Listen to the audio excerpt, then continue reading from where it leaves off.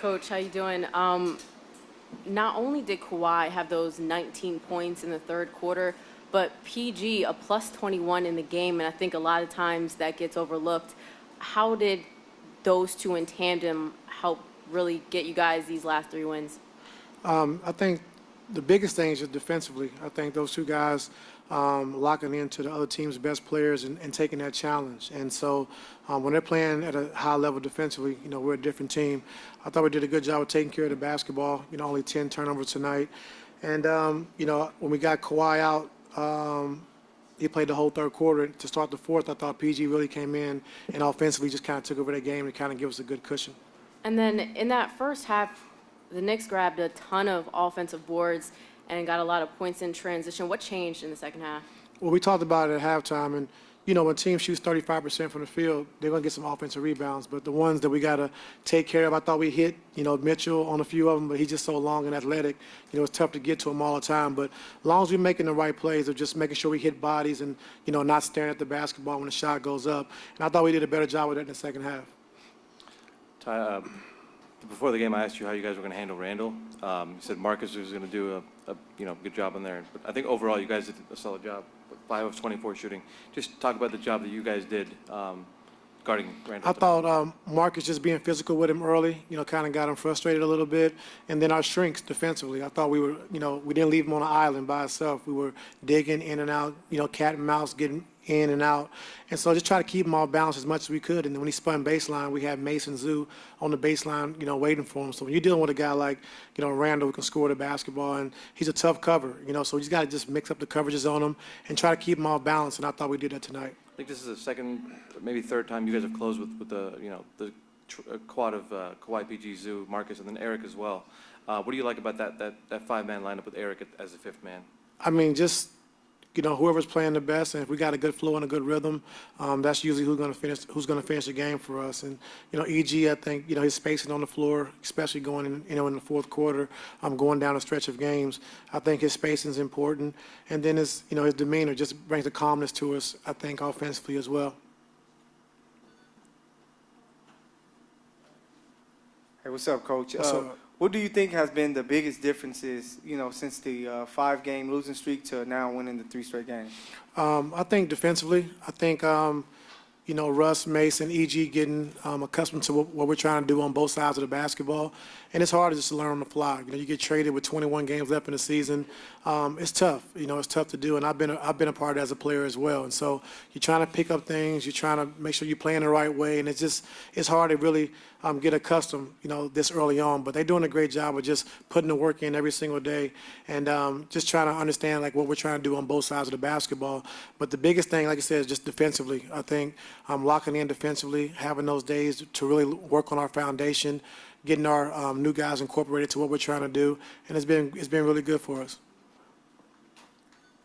Ty, you guys have won 3 in a row. I think this is the first time you guys have won this many since January, something like that. Are you starting to see the right momentum building right now? Yeah, I do. And it's funny, BT, because we talked about it yesterday. We had a great practice. The energy was great. And it's funny what a couple of wins would do to your team. And so during that 5-game stretch, we played some good games. Like I said, the Sacramento game, we're up 12 with 2.5 minutes. You're supposed to win that game. I'm going to Denver, a team that's pretty much owned us the last 3 years. And a one-possession game, we get an offensive they don't get an offensive rebound, we win that game.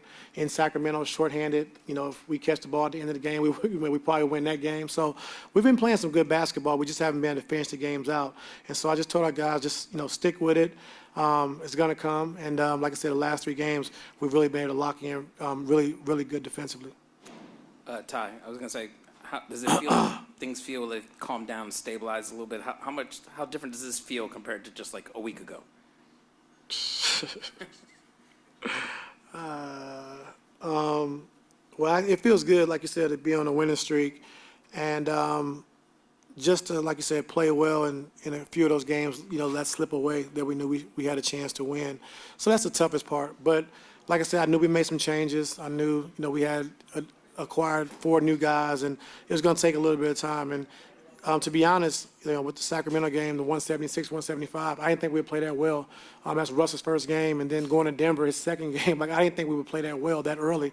But like I said, we have played well in some of those games. We just didn't get the win. And so to see like us now starting to accumulate some wins and guys being on the same page, tonight being able to take care of the basketball, the last 3 quarters of last game taking care of the basketball. And so hopefully these are some things we can build on. Ty, you've talked before about sometimes the team not coming out with the physicality that you want them to. The Knicks are a pretty physical team. Obviously you guys won, but how do you feel that you guys did standing up to their physicality? No, I thought we did a great job. I thought being physical with Randall because, like I said, he's a tough matchup. If you switch smaller guys onto him, even guys his size, like he can pretty much bully. And I thought Marcus did a good job early on, just being physical with him, not letting him get to his spots. And like I said earlier, I thought our guys did a good job of just, cat and mouse, shrinking the floor, not allowing him to see those open gaps and get to the basket. And so we did a good job of shrinking the floor and getting back out to shooters. And Russ passed Isaiah Thomas on the career assist list tonight. Can you kind of talk about that a little bit, like what he's done? I mean, what he's done in his career is phenomenal. Like I said, being an MVP of this league, and people talk about the shooting or whatever, but to be 9th all-time and an assist leader. But the biggest thing for me is, I think he was a 3-time scoring champ as well. Am I right about that? Did he lead the league in 2? Led the league in scoring, twice. And so he brings a lot to the game. Rebounding the basketball, assists, his pace, be able to score the basketball as well. But the biggest thing I think, for him is like just getting Kawhi and PG and those guys easy shots and attacking the basket and giving us an offensive pace, which he's done for us. Ty, you mentioned how difficult it is to join a team with 21 or so games remaining.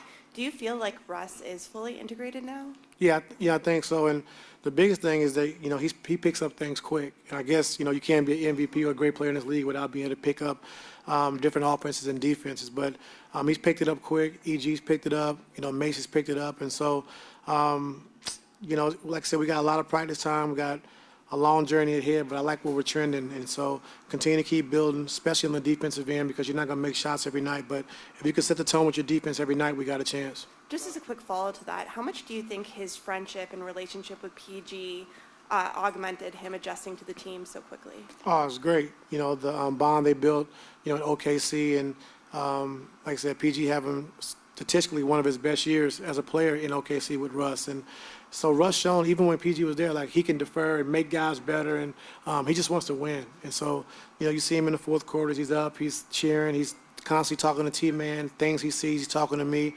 And so we need that, and so he's been great. See, I remember last week we were talking about mental toughness and how it applies to the Clippers, and then you see how the officiating might have affected the Raptors Wednesday night and how it affected the Knicks tonight, especially at the end of the third quarter.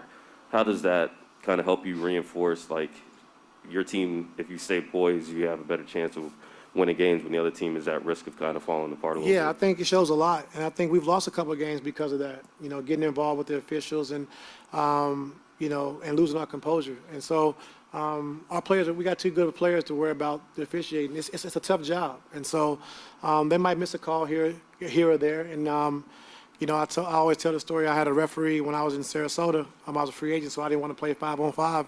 And I try to referee the games, and it's hard, And so it's a tough job, and they're not doing it on purpose. They're going to miss some calls. They're going to make some good calls. And so just playing through it. Just talk to officials. Be respectful. Just say, I got hit on that play or whatever, and just move on. But we can't be a team that, focuses on the referees and let them take us out of our game. Thank you all.